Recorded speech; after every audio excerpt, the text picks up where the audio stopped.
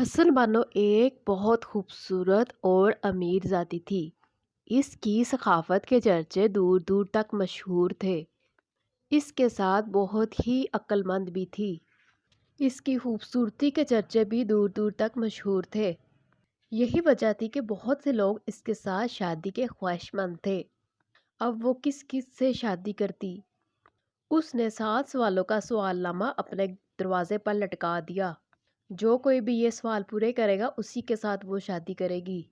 बहुत सारे लोग आए लेकिन नाकाम हुए। उन लोगों में एक मनीर शामी भी था। उसकी किस्मत अच्छी थी कि उसका तल्लक हातम ताई से था। हातम ताई ने उसकी मदद करने का फैसला किया। हातम ताई जो हमेशा दूसरों के काम आता है, वो दूसरों की मदद करने का कोई भी मौका हाथ से नहीं जाने देता। इस तरह से हातम ताई ने उसकी मदद की और उसके सवाल पूरे किए। उनमें से 2 सवाल तो पूरे कर दिए थे। अब तीसरा सवाल पूरा करना था। अब हसन मानो कौन थी, उसका पहला और दूसरा सवाल कैसे पूरा किया, इसका लिंक डिस्क्रिप्शन में मिल जाएगा। अब आगे की कहानी सुनिए। हसन मानो का तीसरा सवाल सुनकर हातिम वहां से रवाना हुआ। कोई 1 महीने के सफर के बाद एक पहाड़ आसमान से बातें करता दिखाई दिया। हातिम ने किसी की आहोजारी की सदा सुनी। करीब गया तो क्या देखता है, एक दरख्त के नीचे एक खूबसूरत नौजवान आंखें बंद किए ठंडी आहें भर रहा है। हातिम ने पूछा, ए नौजवान, तुम्हारी ये हालत कैसे हुई? खुदा के लिए अपना माजरा बयान करो। वो किसी और ही ख्याल में था, जवाब ना दिया। हातिम ने फिर पुकारा और फिर कुछ ना बोला। तीसरी बार जब हातिम ने अपना सवाल दोहराया तो वो बोला, क्या बात है मियाँ, मुझसे क्या काम है तुम्हें? हातिम ने कहा, मैं जानना चाहता हूँ कि तुम इस तरह क्यों रो रहे हो और यहाँ क्यों बैठे हो। नौजवान बोला, तुम्हारी तरह और बहुत से लोग आए और मेरा हार पूछकर चलते बने, पर किसी ने मेरे दर्द का इलाज न किया। हाल कहने से कुछ नहीं होगा, अपनी राह लो, क्यों दुख देते हो? हातिम ने कहा, तुमने औरों से अपना हाल बयान किया, खुदा के लिए मुझसे भी कह डाल। अगर मुझसे तुम्हारी मदद के लिए कुछ हुआ तो मैं इससे दरेग नहीं करूँगा। इस पर नौजवान ने हातिम को बैठने का इशारा किया। हातिम इसके करीब बैठ गया। नौजवान थोड़ी देर खामोश रहा और फिर अपनी दास्तान का आगाज किया। ए दर्दमंद, मैं एक सौदागर हूँ। एक काफिले के साथ रूम को जा रहा था। एक शब काफिले के लिए यहाँ से कुछ दूर क़याम किया। सुबह के वक्त सैर करने के लिए यहाँ आ निकला। चलता चलता इस दरख्त के नीचे आया तो ना जाने मुझे चक्कर आ गया और मैं बेहोश होकर गिर पड़ा। होश आया तो देखा कि एक खूबसूरत परी मेरा सर अपनी गोद में लिए बैठी है। मैंने इससे पूछा, ए औरत, तू कौन है और इस जंगल में क्या करने आई है? तो इसने कहा, मेरा नाम लगन परी है। ये पहाड़ और ये जंगल मेरा है। तुझसा खूबसूरत नौजवान मैंने अपनी ज़िंदगी में नहीं देखा। मैं तुझसे शादी करना चाहती हूँ। मैं अलगन परी की ये बात सुनकर बहुत खुश हुआ। माल असबाब और काफिले का ख्याल मेरे दिल से निकल गया। काफिला भी मुझे छोड़कर आगे चला गया। हम दोनों ने शादी कर ली और 3 महीने तक मैं और अलगन परी इसी जंगल में रहते रहे। आखिर मैंने इनसे कहा कि हम कब तक इस जंगल में रहेंगे। तुम अब मेरी बीवी हो, आओ मैं तुम्हें अपने शहर ले चलूं। ये सुनकर इसने कहा, मैं कोहे अलका पर अपने वालदैन और अजीज़ों से मिल आऊं, फिर मैं तुम्हारे साथ चलूंगी। तुम मेरा इंतज़ार करना, मैं 7 दिन बाद आ जाऊंगी। लेकिन याद रखना, अगर तुम यहाँ से कहीं भी गए तो पछताओगे। सो ए भाई, अलगन परी 7 रोज़ का कह कर चलेगी, लेकिन इसे गए 7 बरस हो गए और वो लौट कर नहीं आई। हातिम नौजवान की ये दास्तान सुनकर आंखों में आंसू भर लाया और बोला, ए नौजवान, तसल्ली रख, अब मैं ओहे कोहे अलका की तरफ जाना चाहता हूँ। इंशाल्लाह ताला अलगन परी को तुझसे मिलाकर ही दम लूंगा। नौजवान से रुखसत होकर हातिम आगे बढ़ा और थोड़े दिनों में इस पहाड़ को तय करके एक और पहाड़ तक जा पहुंचा। इस पहाड़ को भी तय किया तो कोई 1 महीने के सफ़र के बाद एक दुराहे पर पहुंचा। इर्द गिर्द एक जंगले बियाबान था, लेकिन करीब ही एक बस्ती भी नजर आ रही थी। अभी आदम किसी तरफ न बढ़ने पाया था कि इसे किसी आदमी के रोने की आवाज़ सुनाई दी। इस वक्त रात गुजर चुकी थी। हातिम तमाम रात इधर उधर ढूंढता रहा। सुबह हुई तो फिर आवाज़ की तरफ रवाना हुआ। क्या देखता है कि जंगल में एक नौजवान नंगे सर नंगे पांव बेख्तियार रो रहा है। हातिम ने पूछा, क्या बात है ए नौजवान? तो इसने फूट फूट कर रोना शुरू कर दिया। कौन है जिसने तुझे सताया और इस बियाबान में डाल दिया? मुझको अपने हाल से आगाह कर, मैं तेरी मदद करूंगा। मैंने खुदा के वास्ते दूसरों की मदद करना अपना फर्ज ठहराया है। नौजवान ने कहा, मैं सिपाही हूँ, रोजगार की तलाश में अपने शहर से चला था, रास्ता भूलकर इस बस्ती में आ निकला हूँ जो सामने दिखाई देती है। इस बस्ती का मालिक मसखर जादूगर है। इसकी बेटी ने मुझे देखा तो मुझसे शादी की ख्वाहिश की, लेकिन जादूगर कम बख्त कहता है कि पहले मेरी 3 शर्तें पूरी करो। एक ये कि परेरू जानवर का एक जोड़ा लाओ, दूसरे सुर्ख शाम का मोहरा लेकर आओ, और तीसरे अपने आप को खोलते हुए घी के कड़ाहे में डालकर सलामत निकलो। भला कौन है जो इसके सवाल पूरे कर सके?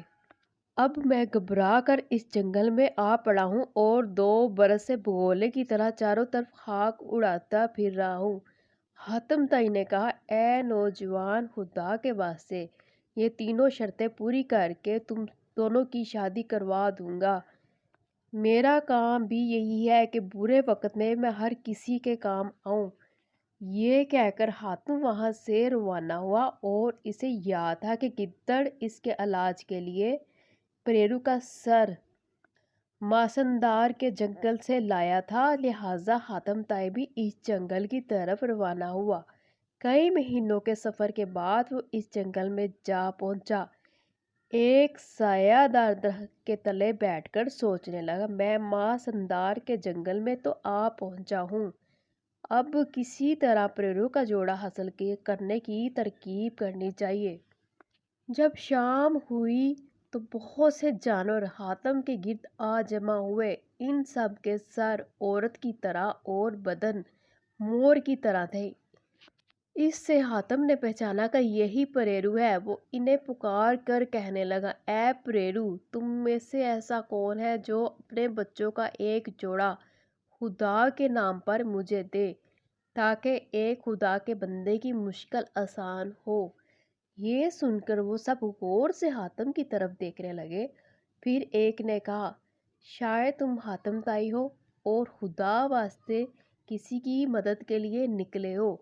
हातिम ने जवाब दिया, हाँ, मैं हातिम ताई हूँ, और फिर अपना तमाम हाल कह सुनाया।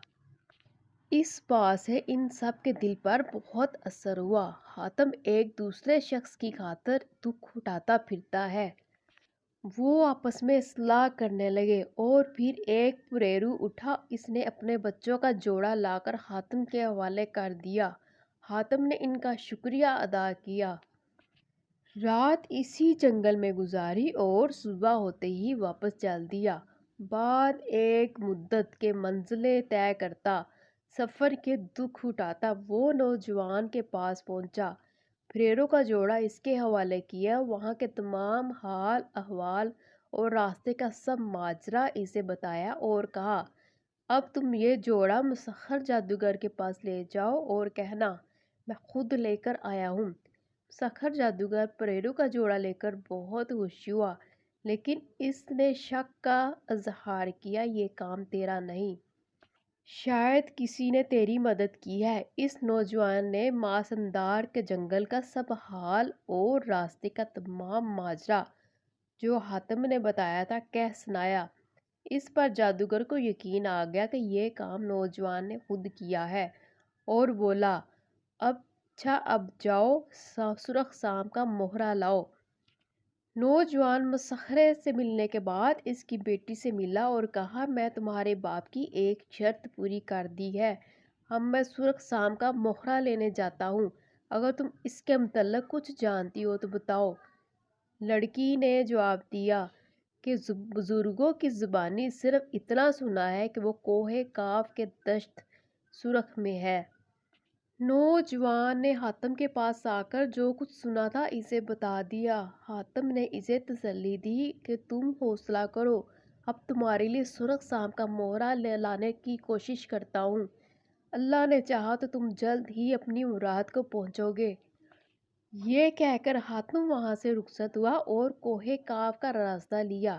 ایک مدت کے سفر کے بعد وہ حاتم دشت سیاہ یعنی کالی سرزمین میں پہنچا۔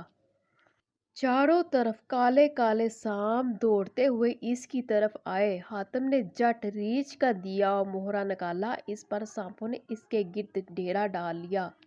ساری رات اسی طرح گزاری۔ صبح ہوتے ہی سام وہاں سے چلے گئے۔ حاتم آگے بڑھا اور دشت سفید میں جا پہنچا۔ وہاں سفید سام اسی طرح ساری رات اس کے گرد بیٹھے رہے اور صبح ہوتے ہی چلے گئے۔ حاتم وہاں سے روانہ ہوا اور دشت سبز میں پہنچا۔ وہاں بھی سبز سانپوں کے ساتھ یہی واقعہ پیش آیا۔ صبح کے وقت حاتم پھر روانہ ہوا اور دشت سرخ میں جا پہنچا۔ کیا دیکھتا ہے کہ وہاں کی زمین شگرف سے بھی زیادہ سرخ ہے۔ گرمی اتنی تھی کہ چند قدم چلنے کے بعد ہی حاتم کا برا حال ہو گیا۔ اسے سخت پیاس لگی اور سر چکرا رہا تھا کہ تھوڑی دیر بعد حاتم میں چلنے کی ہمت بھی نہ رہی اور وہیں زمین پر گر پڑا۔ آنکھ لگی تو خواب میں ایک بزرگ کو دیکھا جو کہہ رہے تھے، اے حاتم، جی نہ چھوڑ اور ریچھ کی بیٹی کا دیا ہوا مہرہ اپنے منہ میں لے لے۔ حاتم نے ان کا شکریہ ادا کیا اور پوچھا، آخر اس دشت کی زمین اتنی گرم کیوں ہے؟ بزرگ نے جواب دیا، دشت سرخ کی یہ گرمی سرخ سام کے زہر کی وجہ سے ہے، اور اسی کے زہر کی وجہ سے اس کا رنگ بھی سرخ ہے، ورنہ پہلے یہ سبز رنگ کی تھی۔ بیدار ہو کر حاتم نے ریچھ کی بیٹی کا دیا ہوا مہرہ اپنے منہ میں رکھا اور پیاس فوراً ختم ہو گئی اور دشت سرخ کی گرمی کا بھی کچھ اثر نہ رہا۔ اب حاتم آگے بڑھا۔ اس نے ابھی آدھا فاصلہ ہی طے کیا تھا کہ سرخ سام حاتم کی بو پا کر پھنکار مارتا ہوا وہاں آیا۔ اس کے منہ کے شعلے آسمان تک پہنچے۔ اس کا بھی پھن ایک چٹان کی مانند اور قد تاڑ کے درخت کی طرح تھا۔ اس کی ناک سے بھی آگ کے شعلے نکلتے تھے اور دور تک ہر چیز کو جلا کر رکھ دیتے۔ مہرے کی حفاظت میسر نہ ہوتی تو حاتم کی ہڈی پسلی بھی جل کر خاک ہو جاتی۔ جب سام کی نظر حاتم طائی پر پڑی تو وہ پھن پھیلا کر اس کی طرف لپکا اور منہ سے شعلے چھوڑنے لگا، لیکن پھر حملہ کرنے کی بجائے کچھ فاصلے پر رک گیا۔ شعلے اس کے منہ سے برابر نکلتے رہے، لیکن حاتم پر اس کا مطلق اثر نہ ہوا۔ رات اسی حالت میں گزری۔ صبح کے وقت ایک سرخ مہرہ سام کے لبوں پر آ رہا۔ ادھر سورج نکلا، ادھر سام نے مہرہ اپنے منہ سے اگل دیا اور پھر واپس چلا گیا۔ سام کے جانے کے بعد حاتم مہرے کے قریب آیا۔ جی میں کہنے لگا، شاید یہ ابھی گرم ہو، لہٰذا اس نے تھوڑی دیر انتظار کیا اور پھر اپنی پگڑی سے ایک ٹکڑا پھاڑ کر مہرے کے اوپر ڈال دیا۔ جب وہ کپڑا نہ جلا تو اس کو اطمینان ہوا اور اس نے ہاتھ بڑھا کر مہرہ اٹھا کر اپنی پگڑی میں باندھ لیا۔ ایک دم وہاں کی ساری گرمی جاتی رہی اور دشت سرخ کی تمام زمین سبز ہو گئی۔ حاتم خوش خوش وہاں سے واپس آیا۔ ایک مدت کے بعد حاتم پھر اس سپاہی جوان کے پاس پہنچا، مہرہ اسے دیا اور تمام حال کہہ سنایا۔ اس نے جا کر مسخر جادوگر کے حوالے کیا۔ جادوگر نے پہلے مختلف طریقوں سے اس مہروں کو آزمانے کی کوشش کی۔ جب دیکھا تو اصلی ہے تو بہت خوش ہوا اور سپاہی سے بولا کہ اب تمہاری تیسری شرط باقی ہے، اس کے لیے تیار ہو جا۔ مسخر جادوگر نے لوہے کا ایک بڑا کڑاہ گھی سے بھروا کر ایک بڑے سے چولہے پر رکھوایا اور اپنے آدمیوں کو حکم دیا کہ اس کے نیچے 7 دن رات تک آگ برابر جلاؤ تاکہ گھی خوب کڑکڑانے لگے۔ 7ویں دن گھی یوں کھولنے لگا اس میں پتھر بھی پڑے تو جل کر راکھ ہو جائے۔ تب جادوگر نے سپاہی سے کہا، میاں اس میں کود جاؤ، اگر تم سلامت نکلو گے تو پھر ہی میری بیٹی سے شادی تم سے ہوگی۔ جوان نے ڈر کر حاتم کی طرف دیکھا۔ حاتم نے اسے تسلی دے کر ریچھ کا مہرہ اس کے ہاتھ میں دیا اور کہا، اس کو اپنے منہ میں رکھ لے، آنکھیں بند کر کے بے خطر کڑاہ میں کود جا، خدا کے فضل و کرم سے تیرا ایک بال بھی بھیکا نہ ہوگا، تیرا ایک رونگٹا تک نہ جلے گا۔ جوان اب بھی ڈر رہا تھا لیکن حاتم کے حوصلہ دلانے سے آخر ڈرتا کانپتا کڑاہ میں کود پڑا۔ ایک غوطہ مارا تو اسے کھولتے گھی کو پانی کی طرح ٹھنڈا پایا اور وہ یوں اس میں پھرنے لگا جیسے تالاب میں نہا رہا ہے۔ پھر ہنستا ہوا اس میں سے باہر آ گیا۔ حاتم نے اپنا مہرہ اس سے واپس لے لیا۔ اب مسخر جادوگر کی تینوں شرطیں پوری ہو چکی تھی۔ اس نے اپنی بیٹی کی شادی سپاہی سے کر دی۔ حاتم چند دن تک ان کے پاس رہا اور پھر کہنے لگا، میں رخصت چاہتا ہوں، مجھے تمہاری طرح اور بھی بہت سے کام کرنے ہیں اور بھی دوسروں کے کام کرنے ہیں، مجھے کوہ الکا کی طرف جانا ہے۔ مسخر جادوگر سمجھ گیا کہ تینوں شرطیں سپاہی نوجوان نے نہیں، اصل میں حاتم نے پوری کی ہے۔ وہ حیران تھا کہ حاتم نے ایک دوسرے شخص کے لیے اپنی جان کو ایسی مصیبتوں میں کیوں ڈالا۔ جب کہ اسے معلوم ہوا کہ اب حاتم کو کوہ الکا کی طرف جانے کا ارادہ رکھتا ہے تو اس نے سبب پوچھا۔ حاتم نے اپنا تمام ماجرا بتایا۔ مسخر جادو نے کہا، اے حاتم، تم پر آفرین ہے، تم خدا کے نام پر اس طرح لوگوں کے کام آتے ہو۔ کوہ الکا یہاں سے بہت دور ہے اور وہاں کا سفر بھی بہت دشوار ہے۔ اگر تم کہو تو میں تمہیں وہاں پہنچاؤں۔ حاتم تائی نے کہا، نیکی اور پوچھ پوچھ۔ مسخر جادوگر نے کہا، اپنی آنکھیں بند کرو۔ حاتم تائی نے اپنی آنکھیں بند کی، جب کھولیں تو کیا دیکھتا ہے، وہ مسخر جادوگر کی بستی کے بجائے کوہ الکا کے نیچے کھڑا ہے۔ نظریں اٹھا کر دیکھا تو ایک پہاڑ آسمان سے باتیں کرتا نظر آیا، لیکن اس کی طرف جانے کا راستہ کہیں نظر نہیں آتا تھا۔ اتنے میں پری زادوں کا ایک گروہ نہ جانے کس طرح آیا۔ حاتم ان کے پیچھے دوڑا لیکن وہ ایک دم نہ جانے کہاں اور کیسے غائب ہو گئے۔ اتنے میں حاتم کو ایک بڑا سا غار دکھائی دیا جس کے منہ پر صاف چکنا پتھر پڑا تھا۔ حاتم نے اس پتھر کو ہٹانے کی کوشش کی لیکن وہ بہت بھاری تھا۔ آخر سوچا، کیوں نہ اس پتھر سے پھسل کر غار کے اندر چلا جاؤں۔ اس نے ایسے ہی کیا اور لڑکتا ہوا نیچے اتر آیا۔ نہ جانے کتنی دیر بعد جب وہ نیچے تہہ پر پہنچا، حاتم نے آنکھیں کھولی، کیا دیکھتا ہے، سامنے ایک خوبصورت باغ ہے۔ حاتم خوش ہو کر آگے بڑھا۔ اتنے میں بہت سے پری زادوں نے آ کر اس کے گرد گھیرا کیا اور اس کو باندھ کر ایک طرف چلے۔ حاتم نے کہا، اے بھلے مانسو، میں غریب مسافر ہوں اور یہ تم مجھے کہاں لے جا رہے ہو؟ ان میں سے ایک نے کہا، یہ پری زادوں کا ملک ہے، آدمی کو یہاں پاؤں رکھنے کی بھی اجازت نہیں، ہم تمہیں اپنی شہزادی الگن پری کے پاس لے جائیں گے۔ حاتم تائی نے کہا، میں تو خود الگن پری کی تلاش میں نکلا ہوں، چلو ابھی مجھے اس کے پاس لے چلو۔ حاتم الگن پری کے سامنے پیش ہوا تو وہ غصے سے بولی، کیا تجھے معلوم نہیں کہ آدم ذات کو ہمارے ملک میں آنے کی اجازت نہیں؟ پھر تو یہاں کیوں آیا ہے؟ حاتم طائی نے کہا، اے شہزادی، میں آپ کو بتانے آیا ہوں کہ وعدہ کر کے پھر جانا آپ کو زیب نہیں دیتا۔ الگن پری غصے میں اور بپھر گئی اور بولی، وعدہ؟ کیسا وعدہ؟ میں نے تو کسی سے کوئی وعدہ نہیں کیا۔ حاتم طائی نے کہا، آپ نے جنگل میں ایک نوجوان سوداگر سے شادی کی۔ آپ نے اس سے کہا کہ تم میرا انتظار کرنا، میں 7 دن بعد آ جاؤں گی۔ 7 برس ہو گئے اور اب وہاں آپ کی راہ دیکھ رہا ہے۔ اب الگن پری کو اور بھی غصہ آیا۔ اس نے کہا، اے آدمی، یہ کیا بول رہا ہے؟ میں نے تو کسی آدم ذات کی شکل بھی نہیں دیکھی۔ یہ سن کر حاتم پریشان ہوا۔ الگن پری تو کسی آدم ذات کی شکل دیکھنے سے بھی انکاری ہے، وہ اپنے وعدے کے بارے میں کیسے یاد دلاتا؟ یکایک حاتم کو یوں لگا جیسے کوئی غیبی آواز اس کے کان میں سرگوشی کر رہی ہے۔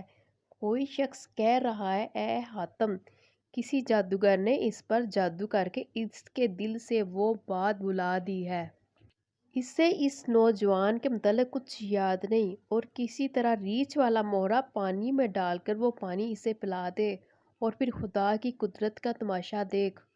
حاتم طائی دل میں سوچنے لگا کہ الگن پری کو پانی پلانے کی کیا ترکیب کروں۔ اسے خاموش دیکھ کر الگن پری نے کہا، اے آدمی، بھلا یہ تو بتا کہ تو کون ہے اور کہاں سے آیا ہے؟ حاتم نے جواب دیا، میں شہزادی، میں یمن سے آیا ہوں اور حاتم طائی میرا نام ہے۔ یہ سنتے ہی الگن پری کا غصہ ایک دم دور ہو گیا۔ وہ اپنے تخت سے اٹھی اور پری زادوں سے کہا کہ اسے چھوڑ دو، یہ ہمارا مہمان ہے۔ الگن پری کے حکم کے مطابق پری زاد حاتم کو ایک کمرے میں لے گئے۔ شام کے وقت الگن پری نے حاتم کی دعوت کی۔ دعوت کے دوران میں حاتم کو موقع مل گیا۔ اس نے پانی کے کوزے میں مہرا ڈال کر الگن پری کو دیا، اور ساتھ ساتھ اس نے الگن پری کو باتوں میں بھی لگائے رکھا۔ جب الگن پری نے وہ پانی پیا تو اس کے اثر جادو فوراً دور ہو گیا اور اسے اپنا وعدہ یاد آ گیا جو اس نے اس نوجوان سے کیا تھا۔ وہ ایک قدم اٹھ کھڑی ہوئی اور بولی، اے حاتم، تم سچ کہتے تھے۔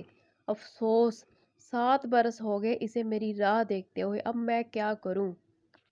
حاتم طائی نے کہا، کرنا ہے یا خود اس کے پاس تشریف لے چلے یا اسے یہاں لے آئیں۔ الگن پری نے اسی وقت چند پری زادوں کو حکم دیا۔ وہ گئے اور آن کی آن میں نوجوان سوداگر کو الگن پری کے محل میں لے آئے۔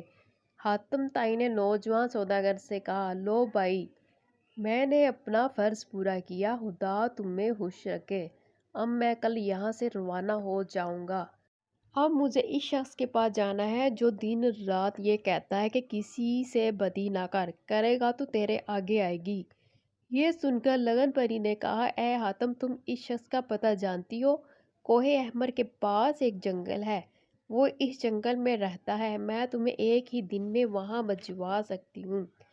حاتم رات کی رات وہاں رہا اور صبح ہوتے ہی الگن پری کے حکم سے چند پریزاد اسے تخت پر بٹھا کر اڑے اور رات کے وقت کوہ احمر کے پاس جنگل میں جا پہنچے۔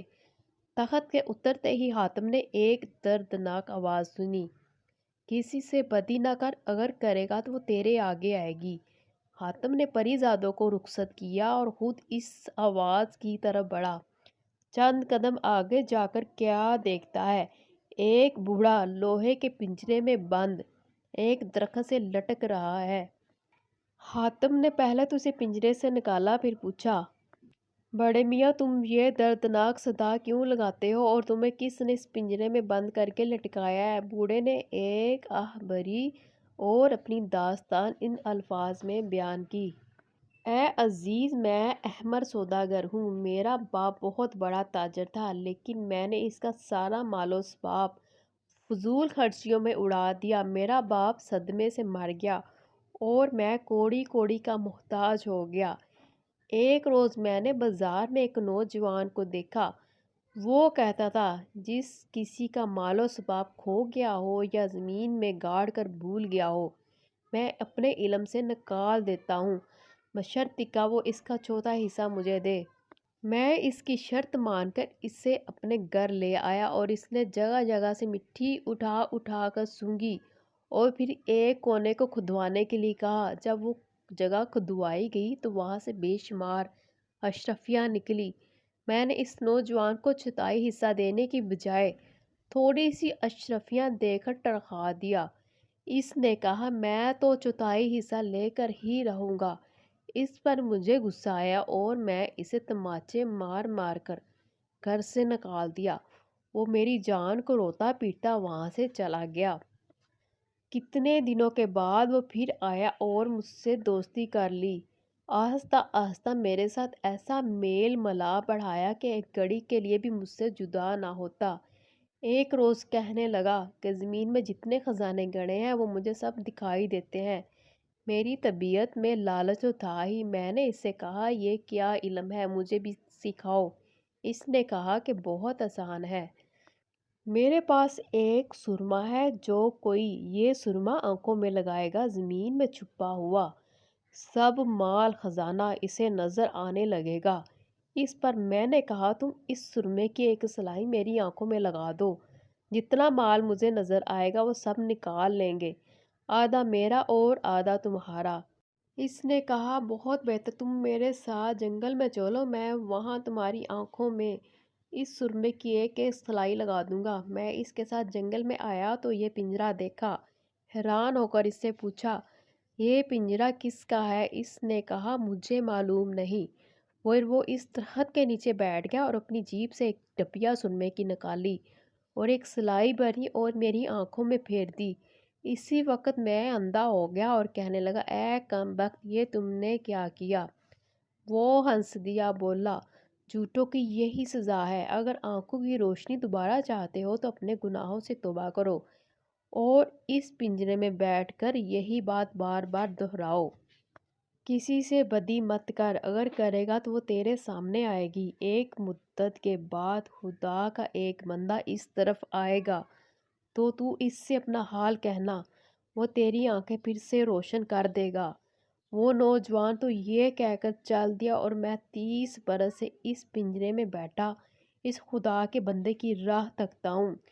بہت لوگ آئے اور میرا حال پوچھ کر چل دیے، لیکن کسی نے میرے دکھ کی دعا نہیں کی۔ یہ سن کر حاتم نے کہا تم تسلی رکھو بڑے میاں، یہ کام میں کروں گا۔ اتنے میں جو پریزاد حاتم کو یہاں پہنچا کر گئے تھے واپس آ گئے۔ حاتم نے انہیں دیکھا اور حیران ہو کر پوچھا تم لوگ یہاں کیا کر رہے ہو؟ ایک پریزاد نے کہا حضور کیا بتائیں، ہم آپ کو چھوڑ کر واپس پہنچے تو ہماری ملکہ الگن پری بہت ناراض ہوئی۔ اس نے کہا کہ تمہیں چاہیے تھا کہ حاتم کا پورا کام کرنے میں اس کی مدد کرتے، مگر تم اسے چھوڑ کر واپس آ گئے۔ اب واپس جاؤ اور جب تک اس کا کام پورا نہ ہو جائے واپس نہ آنا، اس لیے ہم دوبارہ آ گئے۔ حاتم نے انہیں بوڑھے کا قصہ سنایا اور پوچھا اب تم بتاؤ اس کی روشنی کیسے واپس آ سکتی ہے؟ سوچتا ہوں ریچھ کی بیٹی کے مہرے کو پانی میں گھس کر آنکھوں میں لگاؤں۔ اسی پریزادوں نے کہا اس کی آنکھوں کا علاج اس مہرے کے پانی سے نہ ہوگا، میں جانتا ہوں، اس کے لیے 9 ریز کی گھاس کی پتیوں کا عرق چاہیے۔ اس کے بغیر اس کی آنکھیں روشن ہونے نہ والی تھی۔ حاتم نے کہا پری زادوں کے بادشاہ ماہ روح پری شاہ کے بیٹی کی آنکھوں کی بینائی بھی نہ تھی، اس لیے تو میں نے 9 ریز کے درخت کا عرق منگوایا تھا۔ اس لیے 9 ریز کی گھاس کا عرق کیوں چاہتے ہو؟ پری زاد نے کہا حضور 9 ریز کے درخت کا عرق صرف پری زادوں کے لیے کام کرتا ہے، انسانوں کے لیے گھاس کی پتیوں کا عرق کام کرے گا۔ حاتم نے کہا وہ گھاس کہاں ملے گی؟ پری زادوں نے کہا ہم آپ کو جنگل تک پہنچا دیں گے جہاں وہ گھاس اگتی ہے، لیکن ہم ان کے اندر نہیں جا سکتے۔ جب وہ گھاس اگتی ہے تو جنگل کے تمام پھول چراغ کی مانند روشن ہو جاتے ہیں۔ اسی وقت جنگل کے تمام چرند پرند، سانپ بچھو گرز، ہر طرح کے جانور وہاں جمع ہو جاتے ہیں۔ اس وقت وہاں کوئی پھٹک بھی نہیں سکتا، اس لیے آپ کو ہی کوئی تدبیر کرنا پڑے گی۔ حاتم نے مسکرا کر کہا تم مجھے جنگل تک پہنچا دو، اس سے آگے کا کام مجھ پر چھوڑ دو۔ پریزادوں نے اسے جنگل میں ایک ایسی جگہ پہنچا دیا جہاں گھاس کا ایک وسیع میدان پھیلا ہوا تھا، لیکن یہ عام گھاس تھی، اس میں کوئی خاص بات نظر نہ آتی تھی۔ حاتم نے کہا، کیا نورریز گھاس یہی ہے؟ پریزاد نے کہا، نہیں، اس گھاس کی پتیاں شام کے وقت نمودار ہوں گی اور اپنی روشنی سے اپنے ہونے کا پتہ دیں گی۔ اس وقت جنگل کے تمام چھوٹے بڑے جانور، سانپ، بچھو یہاں آ جائیں گے۔ اب بتائیے کیا کرنا ہے؟ حاتم نے کہا، تم جنگل کے باہر میرا انتظار کرو، میں گھاس کی پتیاں لے کر ابھی آتا ہوں۔ پریزاد حیران ہو کر وہاں سے چلے گئے۔ ان کے سمجھ میں نہ آ رہا تھا کہ یہ حاتم کس طرح کام کرے گا۔ تھوڑی دیر بعد شام ہوئی اور گھاس کی پتیاں روشن ہوگی۔ جنگل کے پھول چراغ کی مانند جل اٹھے۔ اس وقت جنگل کے تمام جانور اور سانپ بچھو وہاں آ کر جمع ہونے لگے۔ انہوں نے بھی میدان کے گرد ایک حلقہ سا بنا لیا۔ حاتم نے ریچھ کی بیٹی کا دیا ہوا مہرہ نکال کر منہ میں رکھا اور بے خطر ان جانوروں کے درمیان سے گزرتا ہوا گھاس تک پہنچ گیا۔ تھوڑی دیر بعد وہ گھاس کی پتیاں لے کر جنگل سے باہر نکلا تو اسے دیکھ کر پریزادوں کی حیرت کی انتہا نہ رہی۔ انہوں نے کہا، نہ جانے یہ کیسا انسان ہے جہاں پریزاد اور دیو پریوں کو بھی پاؤں رکھنے کی ہمت نہیں۔ وہاں سے گھاس کی پتیاں لے آیا۔ انہوں نے حاتم کو واپس اس بوڑھے کے پاس پہنچا دیا۔ حاتم نے پتیوں کا عرق نچوڑ کر بوڑھے کی آنکھوں میں لگایا۔ پہلے تو اس کی آنکھیں ابل آئیں، پھر نیلگوں ہو گئیں، آخر پانی سوکھ گیا اور اسے پھر سے دکھائی دینے لگا۔ اس نے حاتم تائی کے ہاتھ چومے اور کہا، میرے ساتھ چلو، میرے گھر میں بہت سا زر و جواہر ہے، جس قدر چاہو لے لو۔ حاتم نے کہا، میاں، زر و جواہرات تو خود میرے پاس بھی ہے، میں اسے راہ خدا میں خرچ کرتا ہوں، تمہارا مال لے کر کیا کروں گا؟ غرض حاتم اس بوڑھے سے رخصت ہوا اور شاہ آباد کی طرف واپس چلا۔ ایک مدت کے سفر کے بعد شاہ آباد پہنچا۔ پہلے کاروان سرائے میں گیا اور منیر شامی کو خوشخبری سنائی کہ میں تیسرے سوال کا جواب بھی لے آیا ہوں۔ پھر حسن بانو کے پاس پہنچا اور تمام حال احوال شروع سے لے کر آخر تک اسے سنایا۔ حسن بانو نے اس کی شاندار ضیافت کی اور طرح طرح کے کھانے، قسم قسم کے میوے پیش کیے۔ اگلے دن صبح کے وقت حاتم تائی نے حسن بانو سے کہا، اب چوتھا سوال کہو تاکہ میں بھی اسے بھی پورا کرنے کا کوئی بندوبست کروں۔ حسن بانو نے کہا، اے حاتم، ایک شخص کہتا ہے، سچ کہنے والے کے آگے ہمیشہ راحت ہے۔ اس نے ایسا کیا سچ بولا ہے اور کیا راحت پائی، اس کی خبر لاؤ۔ حاتم نے پوچھا، تم جانتی ہو وہ کہاں رہتا ہے؟ حسن بانو بولی، میں نے اپنی دائی سے سنا کہ وہ شہر کرم میں رہتا ہے، پر یہ معلوم نہیں وہ شہر کدھر ہے۔ حاتم نے اٹھتے ہوئے کہا، خیر کوئی بات نہیں، خدا یہ مشکل بھی آسان کر دے گا۔ اس طرح سے حسن بانو کے 3 سوال پورے ہوئے۔ ویڈیو اچھی لگی ہو تو لائک کریں، چینل پر نئے ہیں تو چینل کو سبسکرائب کریں، بیل نوٹیفیکیشن کو دبا دیں تاکہ آنے والی ہر نیو ویڈیو کا نوٹیفیکیشن سب سے پہلے آپ کو مل سکے۔ ملتے ہیں ایک نئی ویڈیو کے ساتھ، تب تک کے لیے خدا حافظ۔